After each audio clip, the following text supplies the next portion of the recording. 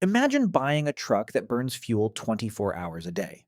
Not while driving, while parked. Every night, every weekend, sometimes for days at a time. Most people would think you're insane. Yet railroads all over the world do exactly that.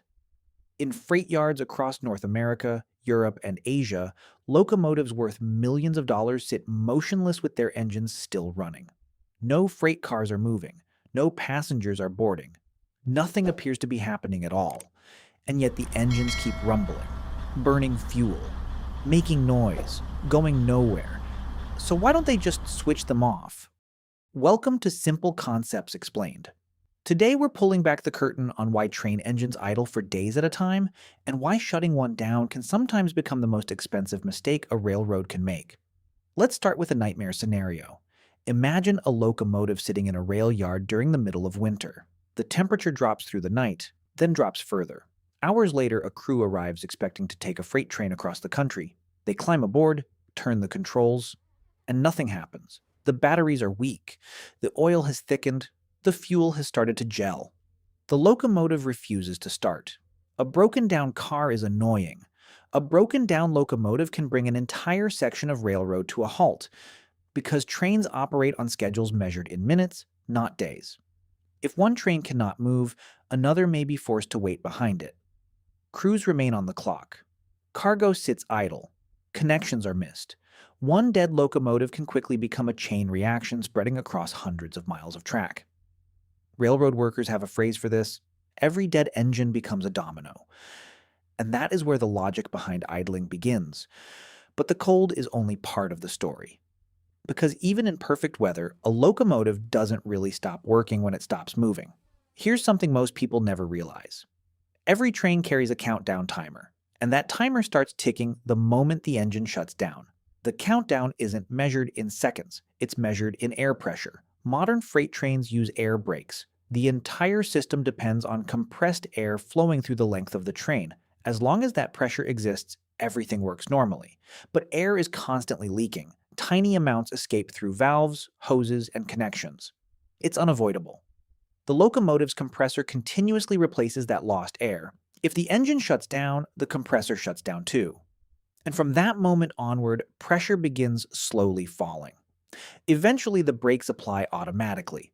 That's exactly what they're designed to do. It's an incredibly safe system. But getting the train moving again means recharging the entire brake network. On a long freight train, that can take several minutes, sometimes much longer. To railroad dispatchers, those delays are expensive, which means keeping the engine running is often the easier option. And then we arrive at the biggest misconception of all. Most people think a locomotive is just an engine pulling cars. It isn't. A locomotive is a power station on wheels. The giant diesel engine isn't connected directly to the wheels like a truck. Instead, it drives a generator. That generator produces electricity for almost everything on board: the traction motors, the air compressor, the control computers, the radios, the lighting, the battery charging systems, even the cab heaters and air conditioning. Switch off the engine, and you don't just lose propulsion. You lose the electrical heartbeat of the entire machine. Suddenly, the locomotive is cold, dark, silent, and slowly running out of stored energy.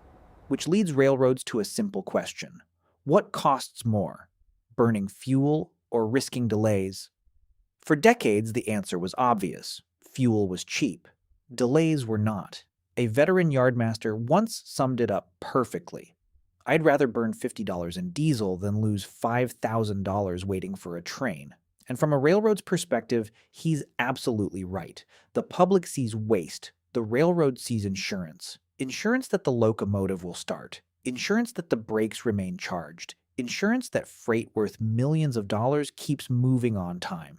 But there was a problem. The people living next to rail yards weren't interested in railroad economics. They were interested in sleep. Night after night, residents complained about the endless rumble of idling engines. The noise traveled through walls, across neighborhoods, into bedrooms. Then came concerns about emissions. Thousands of locomotives sitting still while burning fuel, year after year. Suddenly, railroads faced a different kind of pressure. Not from physics, from the public. And that's where modern technology enters the story. For most of railroad history, the solution was simple: Leave the engine running. Today, computers are starting to make smarter decisions. Many locomotives now use automatic engine start-stop systems. These systems constantly monitor battery charge, coolant temperature, air pressure, and weather conditions. If everything is safe, the locomotive shuts itself down. If conditions change, it starts itself back up automatically before problems develop. Others use auxiliary power units, tiny engines that keep batteries charged and coolant warm while using only a fraction of the fuel consumed by the main engine. And increasingly, railroads are experimenting with battery electric locomotives capable of handling many of these support functions without burning diesel at all. The technology is improving. The noise is falling. The fuel savings are growing. But the old logic hasn't disappeared completely. Because railroads still face the same trade-off they've faced for decades: reliability versus efficiency. And reliability usually wins. So if you ever find yourself standing near a rail yard late at night and hear a locomotive rumbling away long after every train has stopped moving, you're not listening to an engine doing nothing. You're listening to a machine keeping itself alive, waiting for the moment the railroad needs it again. If you enjoyed this video, let me know in the comments what forgotten technology you'd like us to explain next. And don't forget to subscribe to Simple Concepts Explained for more deep dives into the fascinating systems shaping our world. See you in the next one.